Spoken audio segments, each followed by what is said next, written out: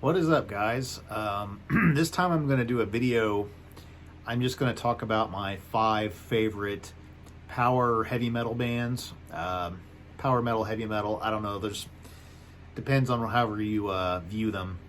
But so let's talk about them. I've done a video like this before, but I feel like the studio is kind of upping the quality of my videos, so I might do some things over again, but do them differently and better.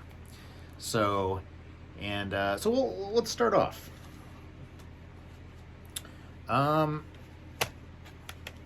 just did a video of this band, but I'm going to tell you also a little bit why these are my favorite bands too. Blind Guardian, I just did a video. I know. But I love this band.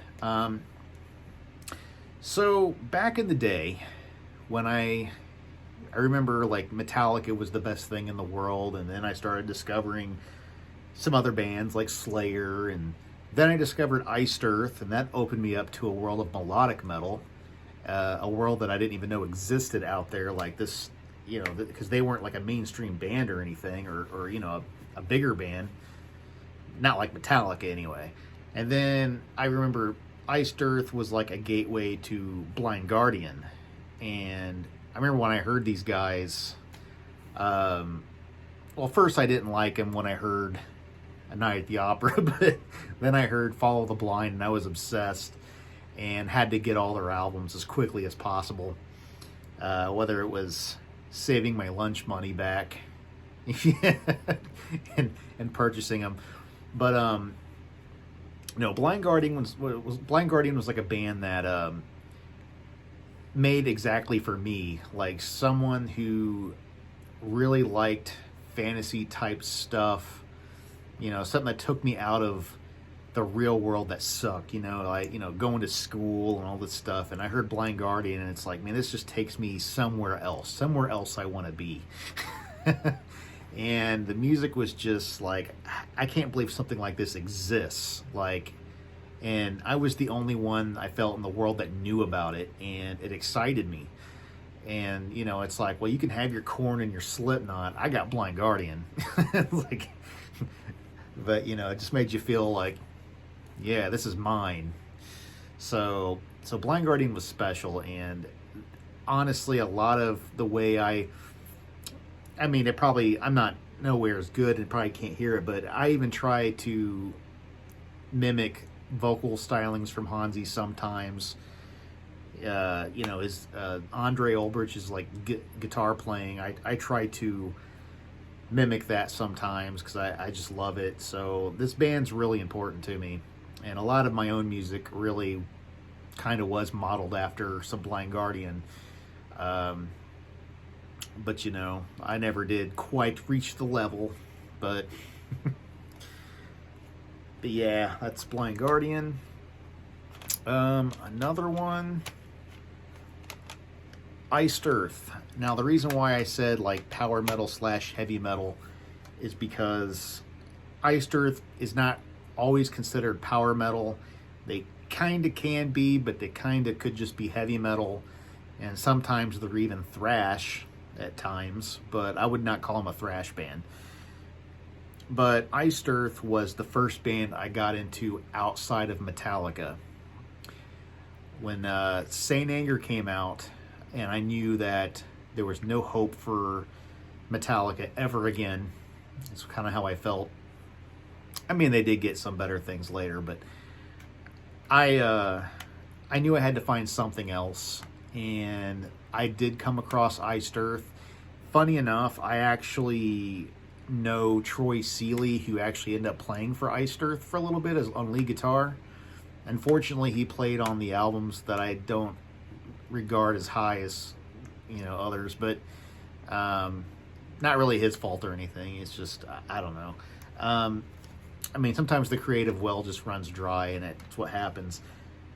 But he told me about him. I actually heard of him on the internet once, but he told me about him, showed me a really cool like horror show vinyl, like that was like in a frame and everything, and I was like, man, that's cool. So I checked him out even more and started downloading songs off like Kazaa or something. But I loved him. My first album by him was Something Wicked This Way Comes, but over time, man, freaking Night of the Storm Rider became my favorite. I don't know what it is. I still love Something Wicked This Way Comes, but I love just like the epicness and the nonstop riffs and roller coaster ride of this album. Like, so this became my favorite for sure, and still is, I even got the other alternate version of it. What was this, like a European version or something? I think John Schaefer hates this, but no, I'll go ahead and hold this one up. But yeah, I don't know. I even met John Greeley, hung out with him for a little bit, the guy that sung on this album. And I don't know, like a friend I have named Dave, I pretty much ended up hanging out with him over the fact that we liked Iced Earth. So Iced Earth has kind of been a huge pivotal moment in my life. Huge. Another important one for me, Gamma Ray. I remember discovering these guys online after I already knew about Iced Earth. Some guy had a fan site for Iced Earth, and I remember, and this was like back when I had dial-up, and I remember like this guy was mentioning like some other bands that he liked, and Blind Guardian was one of them, Gamma Ray was one of them, Hammerfall, I think Running Wild.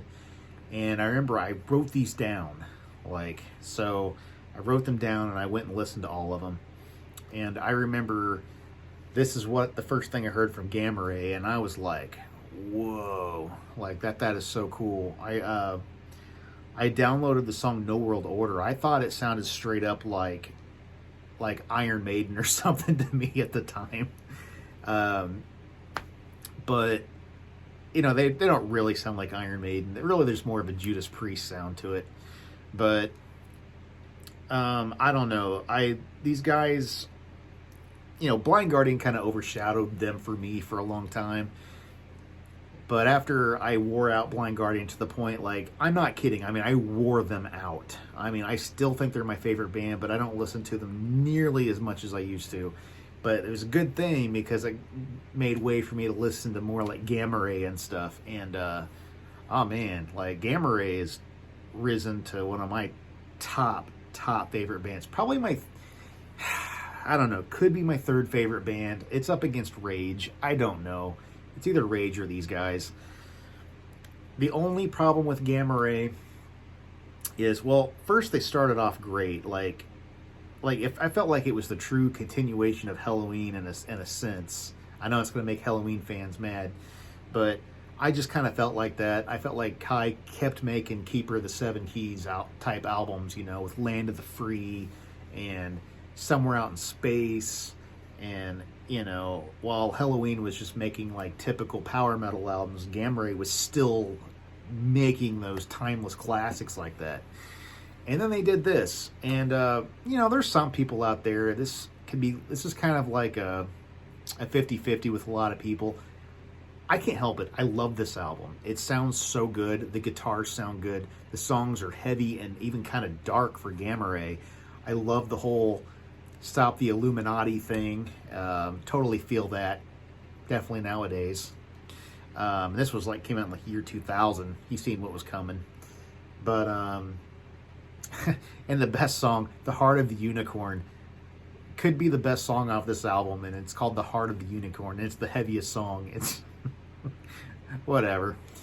But Kai is awesome. If he didn't do all the plagiarisms on the later albums, man, that really killed him as far as his like legacy of being perfect.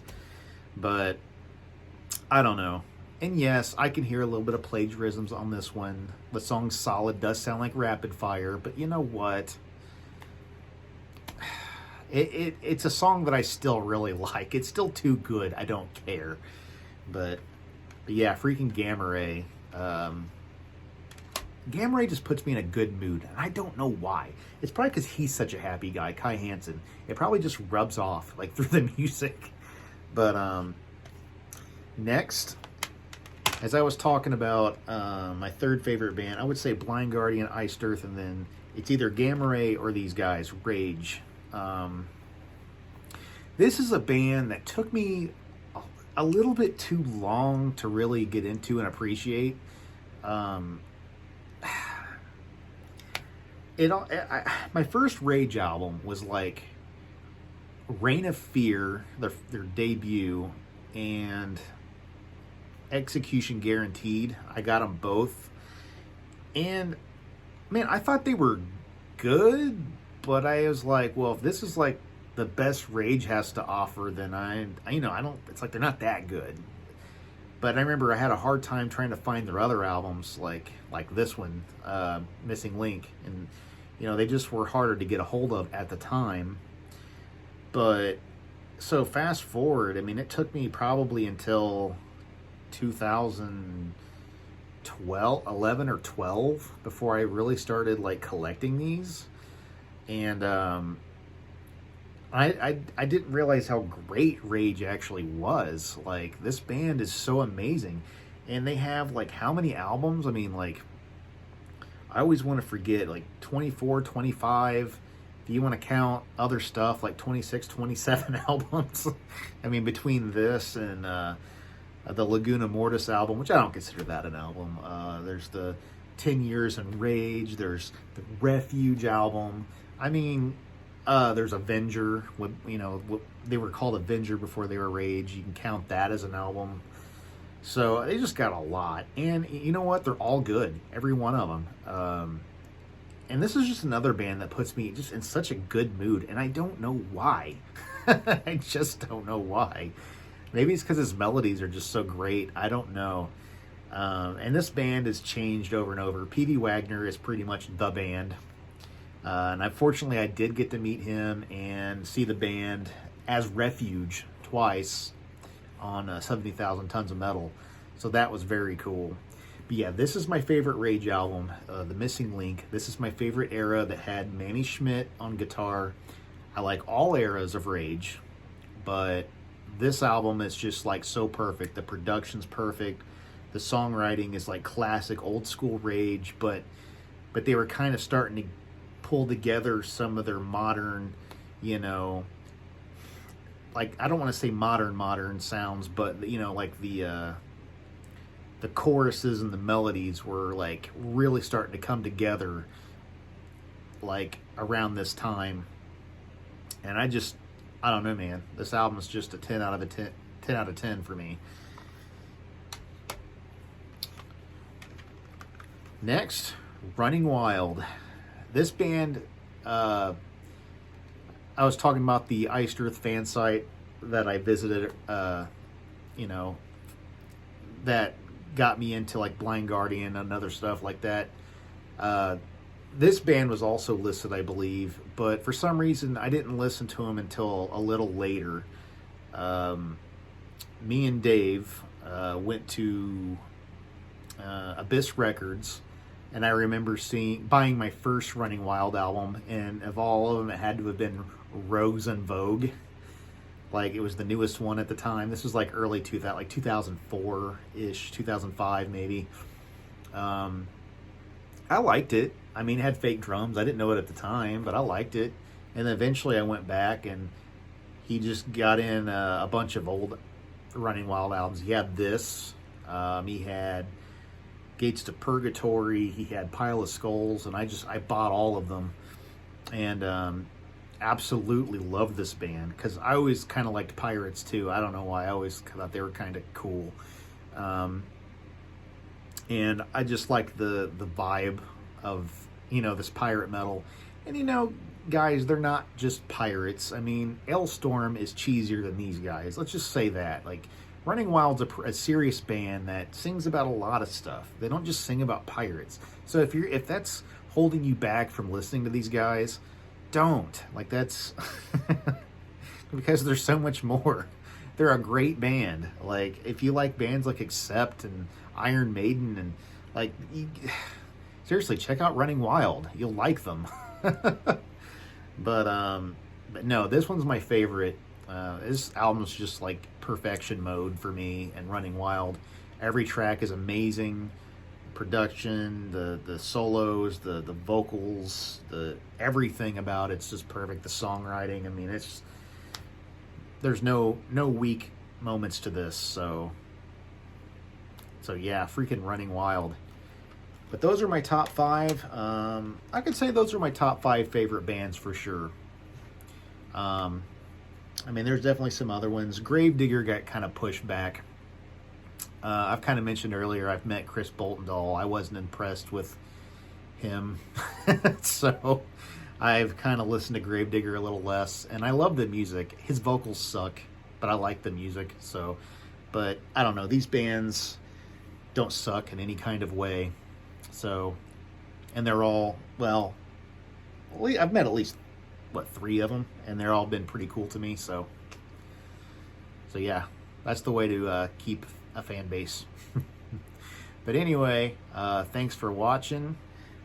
Stay metal, like, subscribe. Till next time.